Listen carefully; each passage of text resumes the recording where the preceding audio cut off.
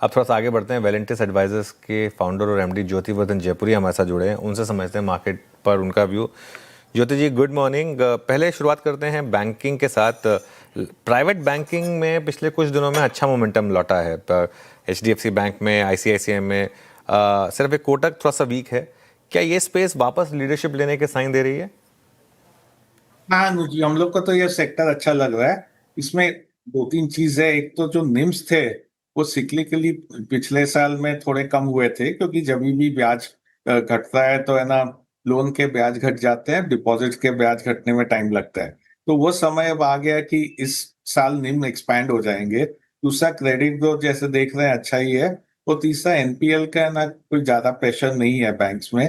Banks है ना महंगे नहीं है। यदि पूरा मार्केट में देखे, हम लोग 10 साल के है ना एवरेज वैल्यूएशन देखते हैं हर एक सेक्टर के, तो उसमें बैंक्स एक सेक्टर है जो 10 साल के एवरेज वैल्यूएशन के नीचे ट्रेड हो रहे हैं। पी बेसिस पे, प्राइस टू बुक बेसिस है, सब बेसिस पे। तो ये एक सेक्टर है जहाँ पे है ना वैल्यूएशन महंगे नहीं है, जहाँ पे अर्निंग्स इंप्रूवमेंट आएगा। तो इसके कारण बैंक्स अच्छे लग रहे हैं। ओके, बैंक्स में आपका स्ट्रॉन्ग कन्विक्शन है। ज्योति जी, अब थोड़ा सा बैंक से बाहर निकले अगर, तो आज और इनफैक्ट पिछले एक हफ्ते में रियल स्टेट स्पेस में बहुत स्ट्रॉन्ग बाइंग विजिबल है। एक एफर्ट्स है यहाँ पर इस सेक्टर के अपनी वो लॉस्ट ग्लोरी जो पिछले 2 साल में हुई थी उसको रीगेन करने का। रियल स्टेट पे तो ऑन ग्राउंड प्राइस सिचुएशन और इस बार की पिछले 2 क्वार्टर के नंबर्स को देखते हुए आपका कन्विक्शन बन रहा है कि क्योंकि ये अभी भी एक लोअर ट्रेजेक्ट्री है, रियल स्टेट में कुछ एक्सपोजर लेना चाहिए? तो हम लोग का थोड़ा एक्सपोजर है रियल एस्टेट पे। जो ऑन ग्राउंड डिमांड देखने को मिल रहा है उसमें हाई एंड रियल एस्टेट का तो डिमांड अभी भी स्ट्रांग है। पर बाकी थोड़ा सा है ना नरमी दिख रहा है डिमांड के अंदर। अ, तो जो हाई एंड रियल एस्टेट है उनका डिमांड स्ट्रांग है। सबके शेयर प्राइस अपने देखे तो 40-50% हाई से गिर चुके हैं। तो एक तरह से उस हिसाब से एंट्री पॉइंट अच्छा लग रहा है।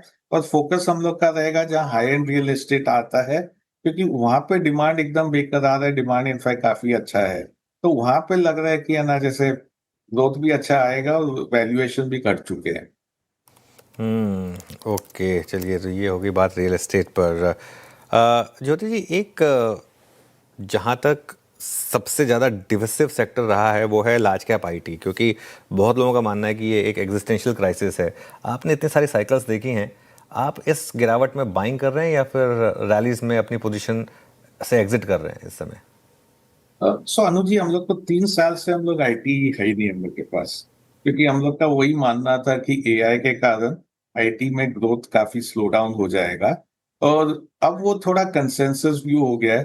तो अब है ना हम लोग के स्क्रीन पे आ रहा है कि अब आईटी लेना चाहिए क्या, क्योंकि एआई विल हर्ट देम, एक कंसेंसस व्यू है। स्टॉक्स काफी गिर चुके हैं, एकदम अंडर परफॉर्म कर चुके हैं। यहाँ से भी अभी जो मॉडल है कैश जनरेट होते रहेगा एक तरह से। सो अब है ना ये नेचर ऑफ कंपनी चेंज हो गया। ये बड़ा ग्रोथ कंपनी नहीं रहा, यहाँ पे है ना ग्रोथ धीरे ही रहेगा। अभी तक हम लोग ने एंट्री नहीं किया इसमें। पर अब थोड़े से हम लोग के स्क्रीन पे आ रहे हैं कि है ना करना चाहिए कि नहीं। पर करेंगे एक तरह से कि भी स्लो ग्रोथ सेक्टर रहेगा। ये जो पुराना ग्रोथ रेट था वो आईटी में आने में काफी समय लगेगा। अच्छा ज्योति जी, भले ही अभी कुछ दिनों में महाराष्ट्र में और बारिश ठीक रही हो, लेकिन ओवरऑल जो आंकड़े हैं मौसम में डेफिसिट रहे हैं, उनमें तो डेफिसिट क्या था आपका? अभी एफएमसीजी पे क्या क्या क्या को क्या डाबर क्या है, गोल्ड क्या है, पी क्या है, और जिस प्रकार की ग्रोथ है आप देख रहे हैं, आंकड़े, है ना? आपका इसका क्या है? क्योंकि ये वो सेक्टर है जिसने अभी तक इवन पिछले जो हमारा में भी पार्टिसिपेट किया था, 5-7% के पड़ जाते हैं। आप एफएमसीजी अभी टेक तो एफएमसीजी 20 साल से कर रहे हैं। तो इसके दो कारण हैं। जो लॉन्गर टर्म यदि अपने देखें ना, तो जैसे जैसे आमदनी बढ़ती है और क्या बढ़ता है, लोग है ना कंज्यूमर डिस्क्रिशनरी में चल जाते हैं, क्योंकि इस पर कम रहता है। उसकी वजह से कंज्यूमर डिस्क्रिशनरी की तरफ चले जाते हैं। तो इन जनरल कंज्यूमर स्टेपल का डिमांड हम लोग का जो है कि स्लो रहेगा। कंज्यूमर सेक्टर खेलना है तो कंज्यूमर डिस्क्रिशनरी खेलना चाहिए। दूसरा यदि देखें तो डिमांड एनवायरनमेंट काफी स्लो रहा है। अभी जो बारिश आई है थोड़े दिन में, उससे ना वो प्रॉब्लम अभी तक सॉल्व नहीं होता है, क्योंकि बारिश के तीन चीजें हैं। एक तो है ना कितना बारिश आता है, दूसरा किस समय पे आता है, क्योंकि सही समय पे बारिश आना चाहिए। एवरेज है ना ठीक हो जावे पर सही समय पर नहीं आया तो नहीं होता है। और तीसरा है ना सही जगह पे बारिश गिरना चाहिए जहाँ पे फसल हो रही है। तो अभी भी जो आंकड़े देखे तो है ना क्रॉप काफी कम है, तो रूरल डिमांड स्लो डाउन होने की आशंका है अभी भी। तो उसके कारण भी है ना एफएमसीजी पे थोड़ा सेकेंड हाफ में प्रेशर पड़ सकता है। पर यदि अपने लॉन्गर टर्म स्ट्रक्चरली देखें तो हम लोग को एफएमसीजी अच्छा नहीं लगता, हम लोग को कंज्यूमर डिस्क्रिशनरी बेहतर सेक्टर लगता है। कंज्यूमर डिस्क्रिशनरी पे ज़्यादा अगर आप देखें आपका झुकाव है। अच्छा, एक स्पेस और आता हूँ जहाँ पे पिछले कुछ दिनों में एक स्विंग अच्छे आए हैं। अब मैं इनफैक्ट ज्योति सर पूरे के पूरे कमोडिटीज वर्टिकल को इस चैट में, इस बातचीत में इंक्लूड कर लेता हूँ, इस प्रश्न में इंक्लूड कर लेता हूँ। मेटल्स लगभग 4 साल तक पैसा बना के देने के बाद सेकेंड टाइम इन CY26 एक अनवाइंडिंग मोड में गए हैं, प्रेशर मोड में गए हैं। प्रीशियस मेटल्स में रिवर्सल आ गया है, बट मोर और लेस मेटल्स थोड़े से अगर आप देखें टायर्ड नजर आ रहे हैं। बट विद इन कमोडिटीज इस बार केमिकल्स में स्विंग नजर आ रहा है। जब हम इस धारणा पे काम करते हैं कि कुछ ना कुछ अपने पोर्टफोलियो में हम कमोडिटीज को रखेंगे, इस वक्त प्लेसमेंट मेटल्स की कैसी नजर आ रही है आपको और केमिकल्स की कैसी नजर आ रही है आपको? तो हम लोग अभी केमिकल स्टॉक्स ले रहे हैं। हम लोग 2 साल पहले केमिकल से निकल गए थे, क्योंकि उस टाइम पे ना काफी महंगे थे, वैल्यूएशन महंगे हो गए थे, और जो अर्निंग्स उसके अंदर फोरकास्ट थे वो काफी ना स्ट्रेच थे। तो अब है ना शेयर प्राइस में करेक्शन आ गया, वैल्यूएशन थोड़े ठीक हो गए, और यहाँ से साइकिल थोड़ा इंप्रूव हो सकता है। क्योंकि पिछले साल अपने देखे तो जब यूएस टैरिफ्स आए, उसके बाद में जब है ना ये लड़ाई हो गई थी, तो फ्रेट रेट बढ़ गए थे, इंश्योरेंस कॉस्ट बढ़ गए थे, वो सब थोड़ा नॉर्मलाइज होना चालू हो गया है।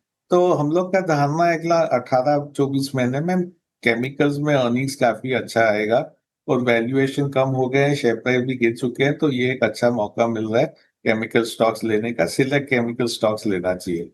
एक और कारण यहाँ पे है कि जो चाइना है, वहां से बहुत कंपटीशन है केमिकल्स में। तो चाइना ने क्या किया है कि जो उनके एक्सपोर्ट हो रहे थे, जो एक्सपोर्ट ड्यूटी और एक्सपोर्ट इंसेंटिव दे रहे थे, उसको April 1 से कम कर दी है। तो एक तरह से जो कंपेटिटिव प्रेशर चाइना से था, वो भी अभी केमिकल में थोड़ा कम हो जाएगा। तो कमोडिटी स्पेस में हम लोग का सबसे ज्यादा झुकाव इस समय केमिकल्स पे है। केमिकल्स पर है। आज डिफेंस में ज़बरदस्त मोमेंटम है, इनफैक्ट आज ही क्यों पिछले कई दिनों से। इस पर आपका क्या व्यू रहेगा? सो अनुज जी, डिफेंस एक अच्छा सेक्टर है। 3 साल 5 साल देखे तो जो भारत का डिफेंस बजट है, उसका ज्यादा और ज्यादा हिस्सा लोकलाइज करने की कोशिश है, तो डोमेस्टिक कंपनीज को ऑर्डर मिलते रहेंगे। हम लोग के फ्रेमवर्क में थोड़ा ये कम फिट होता है, दो कारण के लिए। एक तो है ना सिंगल बायर का डिपेंडेंस काफी है, तो यदि है ना गवर्नमेंट नहीं खरीदती है तो पूरा है ना सेल्स उसका है वो स्थगित हो जाता है, फिर अर्निंग्स नहीं आता है। दूसरा वैल्यूएशन सस्ता नहीं है। तो वैल्यूएशन यहाँ पे काफी महंगा है। काफी गुड न्यूज एक तरह से है ना, यहाँ पे प्राइसिंग कर रहा है। तो जो मार्जिन ऑफ सेफ्टी हम लोग को चाहिए वो डिफेंस में नहीं मिल रहा है। पर नहीं तो ऐसे अगले 3 साल 5 साल में काफी है ना ग्रोथ मोमेंटम आना चाहिए, ये कंपनी सब बड़ी हो जानी चाहिए। फार्मा और हेल्थ केयर, यहाँ पे आपका स्टॉक सिलेक्शन क्या कह रहा है सर? फार्मा में झुकाव किस तरफ है आपका, और health care I mean hospital stocks तो सारे के सारे ऑलमोस्ट ऑल टाइम हाई पे हैं, since index is all time high. यहाँ पर आपका स्टॉक सिलेक्शन क्या कह रहा है? तो यहाँ पे हम लोग का दो जगह पे एक्सपोजर है। एक तो है यूएस जेनरिक्स पे। तो यूएस जेनरिक के लिए अपने देखे तो 6-7 साल काफी नरमी थी, यूएस जेनरिक के भाव गिरे जा रहे थे। वो अभी ना थोड़े स्टेबल हो गए हैं, अभी गिर भी रहे तो बहुत धीरे धीरे गिर रहे हैं, तो ऐसे बड़ा गिराव नहीं आ रहा है उसमें। तो वहां पे वैल्यूएशन ठीक है, स्टॉक्स ऐसे काफी अंडर परफॉर्म कर चुके थे पिछले 6-8 महीने में, वहां से ना स्टॉक्स में इम्प्रूवमेंट आया है। पर अभी है ना काफी रनवे बाकी है, मार्जिन ऑफ सेफ्टी काफी है। दूसरा है वो उसका थोड़ा एक तरह से ऑपोजिट है, वो एक सीडीएमओ स्पेस है। वहां पे वैल्यूएशन सस्ते नहीं है, वैल्यूएशन काफी एक तरह से महंगे है, पर ग्रोथ विजिबिलिटी बहुत ज्यादा है। तो एक तरह से 25%, 35% इस तरह से ना ग्रोथ रेट आ सकता है अगले 3 साल 5 साल में इस कंपनियों में। तो एक तरह से हम लोग ग्रोथ खेल रहे हैं सीडीएमओ में। तो ये दोनों सेक्टर में हम लोग का ज्यादा झुकाव है फार्मा के अंदर। फार्मा एक तरह से हम लोग के लिए काफी ओवरवेट सेक्टर रहा है और अभी भी है। अच्छा, जहाँ पे स्टॉक्स में रिएक्शन और इस बार जो ग्राउंड रियलिटीज़ है उसको देखते हुए बहुत स्ट्रांग है। होटल्स को देखिए आप ज्योति जी, क्या गजब का मूव आ रहा है। हालांकि अर्निंग्स में यहाँ पे धीमापन कभी भी नहीं था, but still I mean October onwards pain था इस सेगमेंट में भी, बाजार के साथ ये भी नीचे आए थे, पर अब थोड़ी सी बाइंग विटनेस कर रहे हैं। होटल्स में आपका व्यू? तो होटल में हम लोग ने अपना पोजीशन थोड़ा कम किया है। काफी हम लोग जल्दी खेल लिए थे होटल्स को।